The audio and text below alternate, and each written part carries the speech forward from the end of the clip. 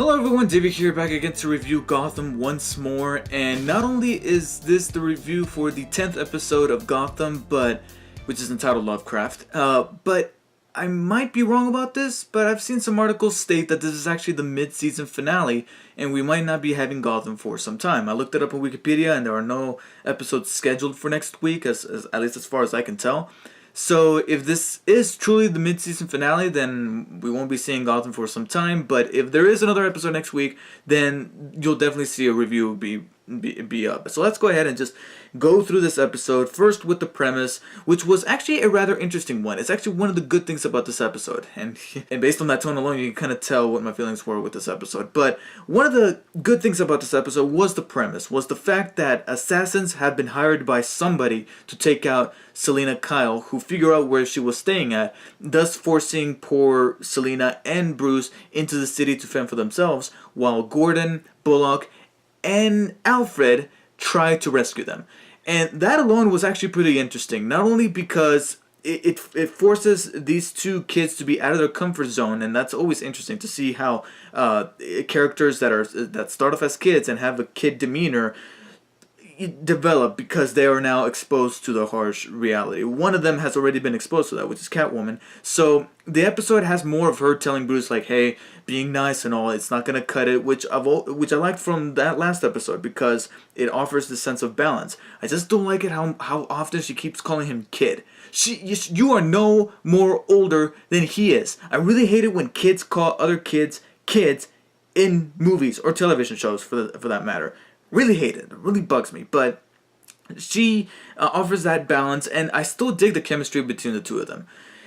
It's just a shame that an awful lot of the dialogue, not only between them two, but almost everybody in this episode, was terrible. There were so many lines of dialogue that I was like, oh, that was bad. And if it was not a bad line of dialogue, it was a line of dialogue that was said or acted a certain way that was just bad, mainly from our male actors who, towards the beginning of the episode, screamed almost every line of dialogue they ever had. You know, Gordon, Bullock, even Alfred at some point. They're like, ah! Well, on the subject of performances, you get another appearance by Poison Ivy, who was the worst of the bunch. Out of all the kid actors that we had in this episode, when Poison Ivy popped up and she had to act, I was like, she was kind of terrible. And I know I'm trying to be nice because she's a kid, but at the same time, casting directors, you should know that there's kids out there that can genuinely act.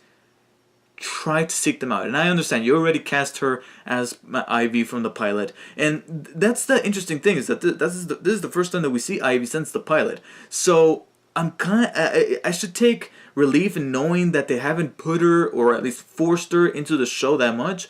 But that alone also makes you realize and wonder, why is she even in the show in the first place?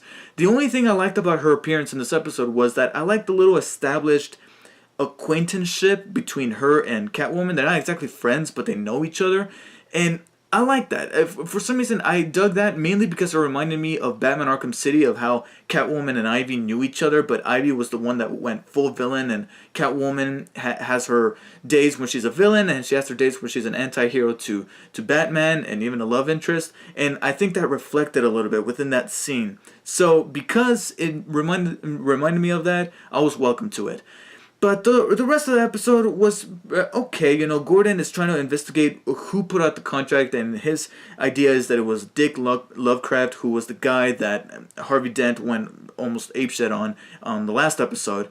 And he got brought back here, but because the episode is called Lovecraft, guess what? He's hardly in the episode. Not even that. Not only is he barely in the episode for literally just a couple of scenes, the poor guy, the poor bastard gets killed off. So, however, it did lead to something interesting. Who exactly is this mysterious person who is ordering the hit on Catwoman, and how exactly did he or she figure out? Which is, again, one of the few interesting things about this episode that I think kept my level of intrigue going. And the other turn of events that the murder of Lovecraft led to is another thing that I found immensely interesting, and I'm looking forward to see how it plays out in the remainder of the season, because we know we've still got like 12 episodes to go, because it's been ordered for a 22 episode total.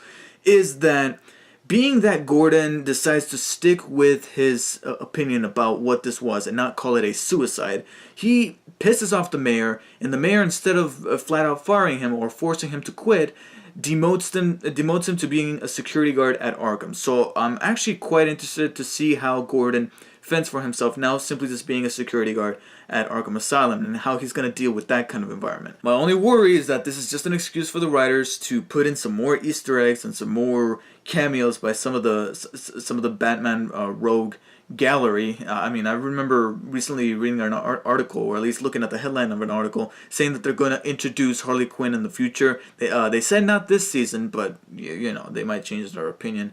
And the same goes for Mr. Freeze. So we might be seeing them in Arkham Asylum.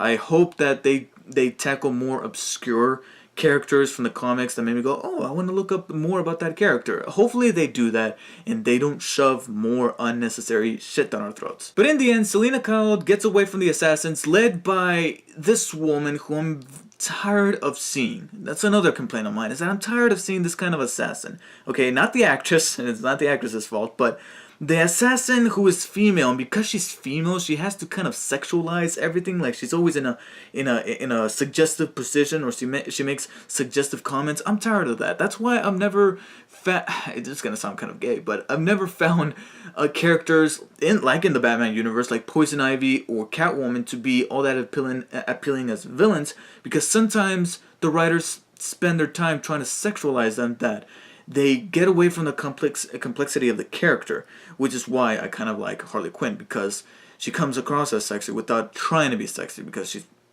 insane. So yeah, I really wish we could bring back female assassins that are much more empowering, and they act like guys without being, you know, like lesbians or whatever. Even though there's nothing wrong with that, but I'm just saying, you know, they're much more practical in their profession rather than to stretch out their legs and contort them in any way possible. But Selina Kyle and that assassin managed to get away, and Bruce gets rescued by the most awesome and badass character on this show thus far. And thank God for this guy, because otherwise I probably wouldn't have cared for this episode, and it probably would have been another mediocre or just simply okay episode. But this guy managed to redeem it.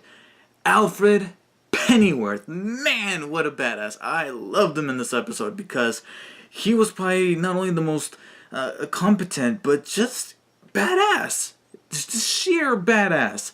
Okay? This guy has easily, with this episode, become my favorite character in the show so far, which is kind of sad considering that it's supposed to center on Gordon, but man, he was awesome. He was capable with a gun. He knew how to fight. He picked up on things quickly, especially when that girl walks in and he notices how he's looking at Selina in a really weird way. He's like, run! And that was cool. That was just so cool. And he not only managed to get things done on a more physical level, but also on a mental one, by convincing Fish, out of all people, convincing Fish in the most suave and debonair fashion to help him and Bullock out in figuring out where Selina and Bruce might be.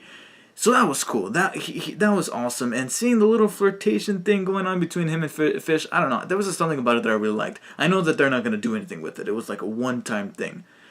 I pray to God it was a one-time thing. And considering that it was just a one-time thing, I like that. I was like, oh, cool. Look at Alfred. Look at him. Look at him. And speaking of Fish Mooney, the thing with her and Falcone and Penguin, once again, baby steps.